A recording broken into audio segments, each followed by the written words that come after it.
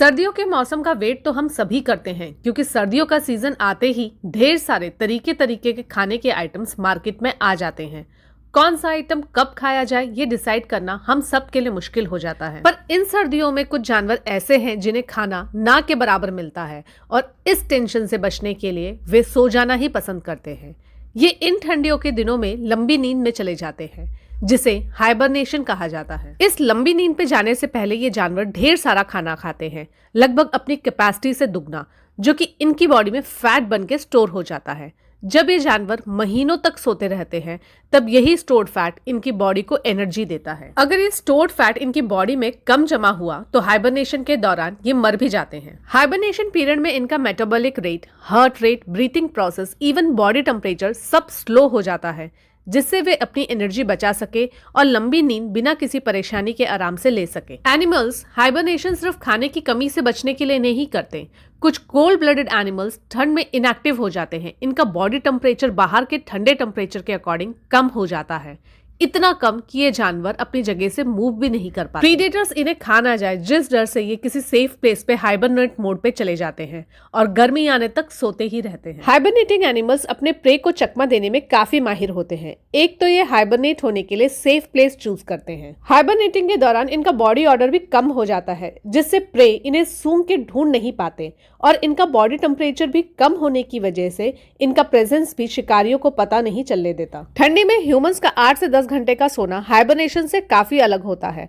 वैसे तो सोते समय ह्यूमंस का भी respiratory rate, heart beat day के कंपेयर में थोड़ा कम हो जाता है, पर हाइबरनेशन पीरियड में respiratory rate, heart beat summer period के कंपेयर में काफी कम हो जाता है।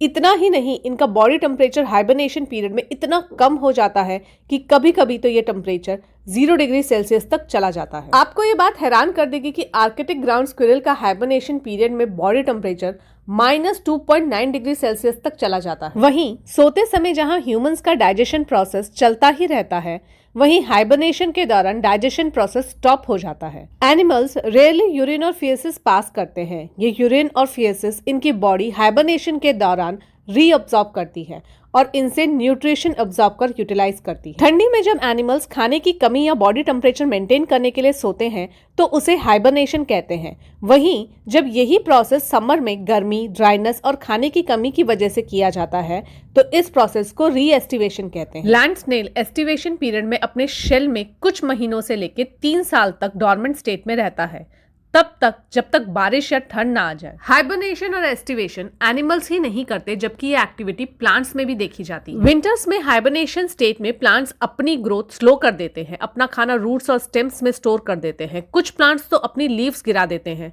ताकि वाटर लॉस लीव से कम हो सके। वहीं अमरूद का प्लांट एस्टिवेशन स्टेट शो करता है। ज्यादा गर्मी से बचने के लिए अमरूद के फूल के 5 पेटल्स ऐसे अरेंज होते हैं जिससे सिर्फ लास्ट के 3 पेटल बाहर की तरफ खुलते हैं और अंदर के 2 पेटल्स फ्लावर के रिप्रोडक्टिव पार्ट्स को ड्राई और गर्म हवा से प्रोटेक्ट करते हैं। अगर आप भी कभी हाइबरनेटिंग मोड में किसी एनिमल को देखते हैं तो उसे जगाने की कोशिश मत कीजिएगा, क्योंकि इनका अनटाइमिंगली जगना इनके लिए जानलेवा भी हो सकता है। अचानक जगने से इनकी बहुत सारी एनर्जी इनकी बॉडी को गर्म करने में यूज हो जाती है। लंबे समय से भूखे रहने से इनके पास एनर्जी बहुत कम रहती है और थके हुए इन जानवरों की बची एनर्जी इनके सिस्टम को फिर से रेगुलर करने में अचानक से यूज हो जाती है। अचानक जगने से इनका पूरा मेटाबॉलिक रेट चेंज हो जाता है, जो इनकी बॉडी को हार्म करता है और इनके लिए जानलेवा होता है। साइंटिफिक सर्वे के अकॉर्डिंग हाइबरनेटिंग ड्यूरेशन में इन एनिमल्स की डेथ काफी कम हुई है एज कम्पेयर टू ये एनिमल्स जब एक्टिव रहते हैं। और तो और हाइबरनेशन से इन जानवरों की उम्र भी लंबी होती है, जिस वजह से ये हाइबरनेटिंग प्रोसेस अब भी एनिमल्स प्रेफर करते हैं। वैसे तो ह्यूमंस हाइबरनेट नहीं कर सकते, मगर सोचिए कि अगर ह्यूमंस भी हाइबरनेट कर सकते तो हमारे पास कितने बेनिफिट्स होते। स्पेस में लॉन्गर पीरियड तक कम खाने, पानी और ऑक्सीजन से ट्रैवल किया जा सकता।